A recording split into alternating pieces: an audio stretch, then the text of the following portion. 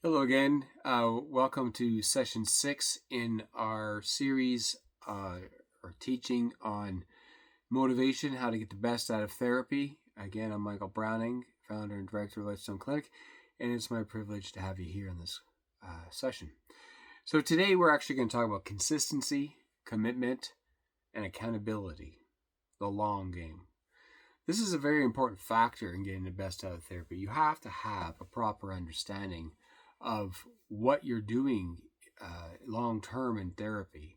Therapy is not usually a quick fix unless you're doing solution focus on a particular problem, or you're really working on something very quick and specific. Most of the time, therapy is more of a long term transformation. Could take anywhere from a few months to even a few years, depends on the things that you're working on.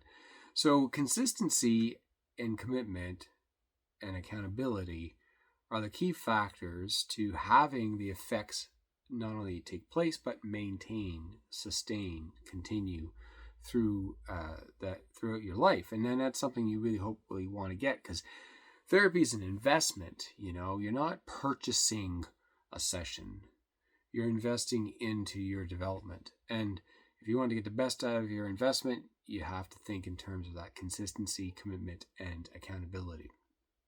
So a couple of things in our therapy is the therapist in some ways acts like an accountability partner, right? I mean, somebody that you are paying, of course, but you're asking them to hold your feet to the fire, encourage you, maybe challenge you if you're starting to waver or stall.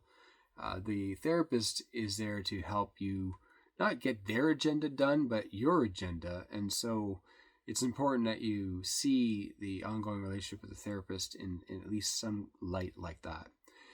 The accountability can also be in forms if you're in group therapy or other forms of therapy where other people are involved. It can be that the other people are also holding you to account, helping you to be honest in your reporting. And that can be a great assistance for many people as they continue to develop and change. There's also sometimes you might make a commitment contract. Now, we don't do that at the Whitestone Clinic. Normally, it's something that's built into the system. So if you're part of our modular therapy program, for instance, then the commitment contract's already built into that. You are, by being a member, by buying the modules, and by getting it done with a certain time frame, you are in fact doing the same thing as a commitment contract, but it's really just a way to get also the best out of your money, to do it in the right amount of time. You don't want to be sort of weak in your attendance, meaning you may not be able to come every week, which is more the ideal, but you don't want to be coming once a month. That's going to get you nowhere unless you're on a maintenance program, just some check-ins once in a while, make sure you're staying the course. But that comes later on, usually in therapy development. So what we would like you to do is consider that, the being part, let's say, of a modular therapy program, you already are committing to a certain process and a certain time frame. Like I said, the ideal is weekly. Most people are bi-weekly, but anything less than twice a month, usually people don't make much progress. So the frequency, of course, is depending on the length of your sessions. Most are standard, sort of around 50 minutes. But you also want to be able to look at how consistent you are. And now, listen, life happens. Things gotta get canceled, because of a illness or family event or something coming up, or you have planned holidays. Those things can be accommodated, but for the most part, you should have an idea in your mind of how consistent you're going to be with this. It's the same idea again, gym analogy. You're not going to make much progress if you don't go to the gym at least, say, 3 times a week. Some people can go to 2. Often some will do 4 or 5, but you have to be committed to being consistent in your frequency. So thankfully, therapy is not, 4 times a week, but it is usually 4 times a month. And that consistency is important over time. Think about it like a tire spinning, right? Like if it has grip, it's going to move you. If it's not gripping, you're just staying in place. And infrequent sessions tends to lead to being stuck in place. The intensity level, again, it does depend on your budget and also time availability and how much time it takes you to do things in between sessions. So, weekly can work for a lot of people if you're really on it and you commit to doing something the next day or two after therapy and working on the things you're learning in therapy, then it can work. If it's a bit too much for you, that's why the bi-weekly tends to work for most people. Now, there's a couple things here. Even though this course is about motivation, there's a bit of a myth. It isn't willpower necessarily. Willpower is important, but it isn't really build your willpower. It's be disciplined.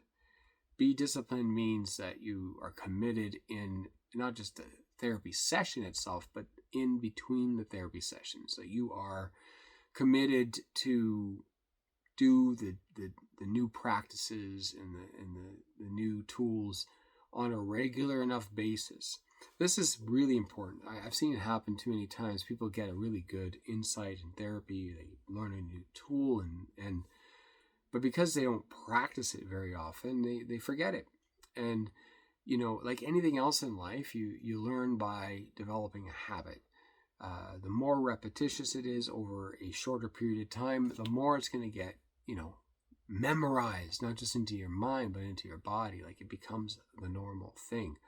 So you start off at a gym, you go, frequently enough, it's hard. But once you kind of get into it a few months or so in, you're able to be natural about it. You always get up at that time. You always have your bag ready. You always go at that time, and it becomes your habit. And it's the same with anything else in life. If you're really developing it and being frequent with it, it becomes easier and easier, and your body remembers, everything remembers, and you're able to do it with much more ease. So that's a very important part. The discipline really is the key, not just having motivation, right? It's not just willpower. You got to do. The other thing is the emotional resistance that can happen. So therapy does bring up a lot of landmines, things that can really trip us up. And we'll have reactions to those. And sometimes there's such a discomfort that comes because of therapy. We might avoid therapy because we're trying to avoid that feeling. But here's the twist. You have to go into that more. Like that's actually the place to do it, right? I've had a few people say things like, my life's been crazy. I just can't go to therapy. I'm all over the place. I'm just doing terrible. I can't go to therapy. It's like, well, that's like saying my hair's too long. I can't go to the barber. Not me, but it's something that doesn't quite work. You're basically looking at emotional resistance is you trying to avoid pain. And again, what got you into therapy is you were probably avoiding pain. So the trick here is the discipline to keep showing up even when it's hard. And that's an important part. That way you won't have like the failure, let's say, of emotional resistance. And there's also these therapy drop-off points. So what do I mean by that? Therapy drop-off points are typical seasons within a therapeutic lifespan relationship that clients typically fall away. All right. So sometimes it's money. It's a discipline as well to put the money towards this development, and maybe that resists and they delay. But a lot of times it's other things. It might be a new normal. You get used to a certain kind of thing and you're a little bit distant enough now from the original problems and it feels a bit better and you think, okay, great, I'm going to stop now. I feel a bit better, which, is fine. But the problem with that is it doesn't quite get to your whole core healing that you really need. And if you really want the lasting change, you can't just base it on those externals or even the internals just feeling a bit better. You have to realize, am I there yet? Like I have certain kind of character traits I'm developing or certain kind of relationship to self or relationship to other people that I'm developing. And even though right now things seem a bit placid, the boat isn't rocking, things are okay, it's not the time to stop. Like you're halfway across the lake. You got to keep rowing. Right? So you got to get to your destination. So that's one thing to consider is sometimes there's these therapy drop-off points. That's one of them. Another one is just exhaustion. It does get difficult after a number of months, and maybe people are like, oh, I'm so tired of looking into myself, and that kind of stuff. And maybe you do need a break. Maybe you need to just go to some 15-minute a week check-ins while you just kind of collect yourself and make sure all the things you're learning are still being applied and so on, and then get back into it. Like, that can happen. That's much preferable than just dropping out. So the other thing to consider is consistency is not about perfection, right? We're not talking about be perfect. That might be one of the things that also drives people away, is like, I'm not perfect yet, or I still have things I'm working on. And they almost get exasperated by that awareness. But like I said in previous talk, don't measure yourself against where you're trying to get to. Measure yourself where you just come from. Sometimes halfway through, especially, it's good to look back and say, wow, I've come a long way since then. It'll give more motivation, more energy to keep going. But if you're looking, oh, I still have so far to go, that's a lot of times a therapy drop-off point, and I don't recommend it. You don't want to swim from the middle of the lake. Just keep rowing the boat. Another thing is we develop accountability with therapists, and sometimes there might be things starting to come up where we're projecting on the therapist, oh, they're going to judge me, if I slip back a bit or whatever. And that's really important actually to bring up with your therapist. Your therapist is a professional, right? Of course they're cheering for you. They want you to do well. They're in a helping profession because they love to help, right? So that's true. But if you can bring that up with your therapist, how you sometimes catch yourself projecting what you think they're going to say, feel, whatever, how they're going to look at you, then you bring that up. Because actually, I can tell you it's not coming from the therapist, right? It's you maybe reading things on the therapist, but most of it's coming from within yourself. And it's that self-judgment that you are putting over onto the therapist, and now you're suddenly avoiding therapists and avoiding therapy, but really you're just trying to avoid this critic or something within yourself. So do bring that up with your therapist if that comes up at some point. Just a reminder too that for consistency, commitment, accountability, it is an investment. So like if you're investing into a new business or something like that, you don't just like put down the initial money and keep investing into it and then just go, I'm not going to invest anymore. Like, you started something, you really want to finish it, and you've already put so much into it. Why would you quit at that point? Like, so consider this as a self-investment, but it's an investment that does require continual giving, right? And it's just giving your time, your energy, your effort, right? And of course there's resources, but you're trying to put that into it. Don't stop partway through. Remember that you started something good, and it becomes better if you finish it. So continue on with the mission. Continue on until you get to the end goal. And so one of the homeworks I want to give you for today's talk is just, write to yourself your own commitment contract. Like, you can share it with others, that's fine, but really write it to yourself, because the commitment is to you. All right.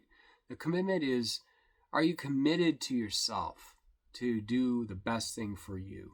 And if you don't commit to yourself, it doesn't matter if you've committed to the therapist or anybody else, your spouse, whoever, it doesn't matter. You got to commit to you. So write up your own little contract. I so-and-so commit to myself, and right? Everything else, what are you committing to? And write it all down and sign it, date it, and keep that somewhere. That's going to be a very valuable paper. When you get those points that come up with emotional resistance or therapy drop-off points and so forth, you're going to need that. So that's your homework. Write that up, and when you're done, I'll see you in the next video.